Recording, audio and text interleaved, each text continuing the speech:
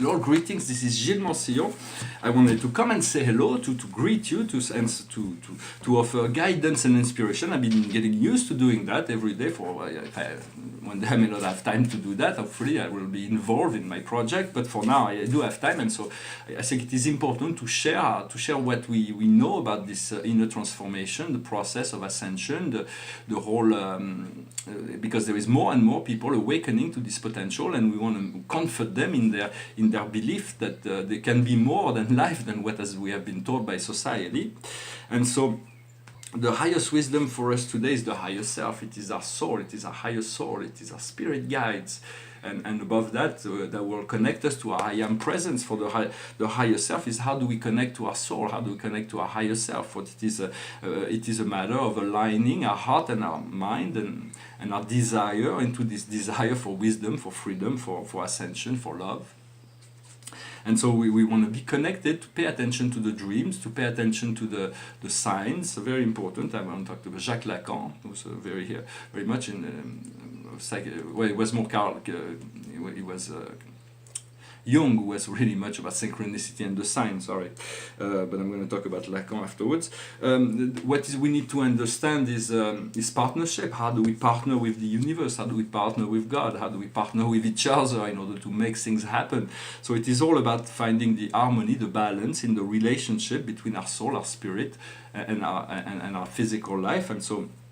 And we have countless invisible helper. What we need to do is the limitation. We have to allow ourselves to break free from the limitation, yet accepting the limitation that we have, to accept to go through what we're going through, but not to add new limitation, to accept that it is a narrow road, but the road will eventually open to a door, and the door will open to something else. So it is about staying on the central road, the yellow brick road at the center.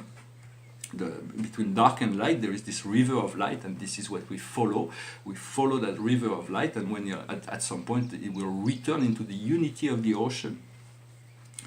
And what the general message for us today is the healer, is to become the healer, to become healed, to understand the wounds, to address the wounds, and to in order to heal them. For medicine will often tell you, well, we don't want to address the wound, we want to take drugs, and this will we can try to forget about the problem. When Jacques Lacan was a psychiatrist and a psychiatrist and a psychologist, he was really about, let us see your problem, let us see your wounds, let us see your illness. For that is really what you want to look at. If you do not look at it, you won't understand why you've created that, and you won't be able to fix it. For no matter how good medicine may be, if we don't remove the cause, the illness will always reappear. It is only when we remove the cause, when we address the cause, for it is not always easy, for we have created this, for we were trying to hide from ourselves, from the dark part of ourselves, but it is really what we need to address. And so this is, in essence, I'm doing a cleansing, so it is physical cleansing, and so it is someday it's like you wake up with all kinds of dark thoughts and dark ideas, but it is not to be distracted by that. It is important to stay focused no matter what happens when you're doing that, because it is a toxicity. So when we do this cleansing, I don't know if you've ever done it, but some people don't really need the physical cleansing. It's more everybody's got his own program, but in many sense there is all kind of toxicity within our cells that needs to be evacuated, and it manifests in our minds through dark shadows, thoughts. For everybody had to go through that at some point. All the masters, the Buddha had to face Mara, Jesus had to put Satan in his place, everybody had to face all the shadow aspect of life before they could reach ascension. Also understand that if you're watching these videos, you're already an ascended master in the making. You're already a galactic being. You're already because otherwise you would not be listening to those messages. I know when I'm gonna have to, I may have at some point to address a much larger audience, the collective of humanity through the mainstream media, and at which point I'm going to have to put gloves on and to be less advanced of what I'm talking. I will have to talk in a more general way to be enlightening to the mass, but to be very more careful in what I'm saying. Here I'm just being very open for a very long time. Of course, some people take me seriously, but a lot of people talking about God being a living presence, a real being, or that the universe is full of extraterrestrials that are waiting that we make peace among ourselves to come and help us. People think they smile and they think he's an eccentric, he's got a lot of imagination, and they dismiss me. So in many sense, when I'm using, I thought a good way to I don't really, it doesn't really matter. I'm not doing this to be taken seriously. I don't really care. I know what I'm saying, but. I know that what I'm saying is serious, but so in many sense, I'm trying to reintegrate some of the wisdom that's been expressed in philosophy by some people that are considered to be serious. When you talk about Socrates or Spinoza or those people are now they are recognized as some. Although the civilization we live in is very much Aristotelian's civilization. And so it is flat, it's materialistic, and I'm a Platonician. I believe in the magic of the soul. For outside of the cavern, there is a higher form, and we are just projection of that higher form that comes in temporality. And so I wanted to speak of Jacques Lacan. Is one that was not afraid to contradict Aristotle in this materialistic money and everything. That's Aristotle, you know. But in a sense. And one thing that he was saying is that something that I've been saying for many, many years. I've always been very shocked to see in the court of justice that you have to swear. First, swearing is to me is not something I do. I just don't swear. I've never been called to testify on any level, but I just don't know if I could do that. And then to tell the whole truth. And Lacan was saying the truth is something that's connected to the real and can never be expressed through words. I will go even further in saying that I do not know the truth, for the truth is God, and whatever I know of God, it is very little in relationship to the totality of God. So I do not know the whole truth. And even if I knew the whole truth, the words would be completely inappropriate to reveal that truth. So I think they should change that idea. So to say to reveal all the fact in relationship to that situation without omission, that would be a lot more real than to say to tell the whole truth, nothing but the truth, and the whole. I mean, it's just, to me, it makes no sense to say those things. I wanted to say also that Moses brought the law, and the law that says its first law was you shall not kill. And so Moses was saying know your God. The Greek says know yourself, and Jesus came and said know your God, know yourself, and know yourself as a child of God. For that is the very, very advanced concept of reality. Once we integrate that, we can realize of our sanctity, our divinity. And I wanted to say that also, just a note, is that the media keeps saying that, but it's completely insane to associate terrorism with Islam. That you cannot be same thing to associate the torture during the Inquisition with the Christ. It's just a nonsense. So eventually we're gonna have to come to realize those things can never be. God is love, and they can never be. God can never. Be associated with those things. It is just an illusion. Well, I hope this message was interesting for you. I hope you agree with what I'm saying. You understand.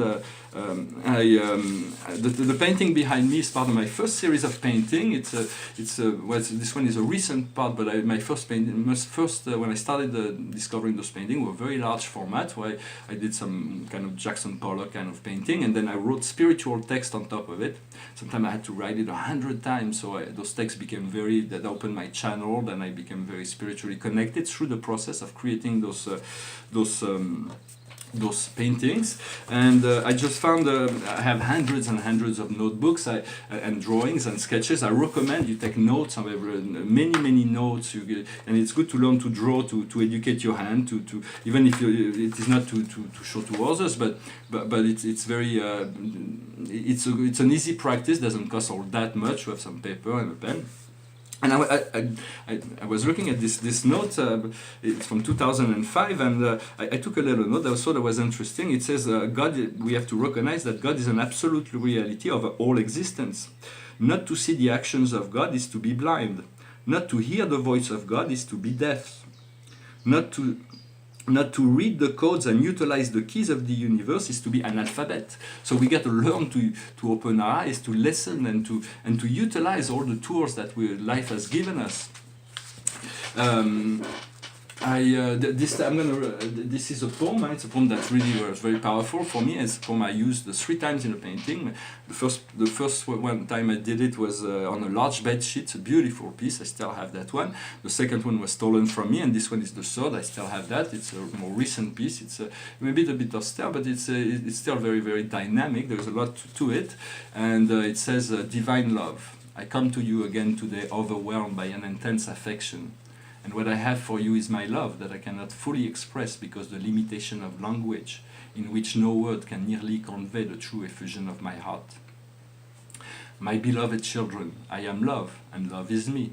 My love is a perpetual fountain that flows and inundates the cosmos, pervading all living creatures and channel all paths of life. It manifests itself in adversity, pulsates in every single breath of every living cell of the cosmos and vibrates in the living soul of the world.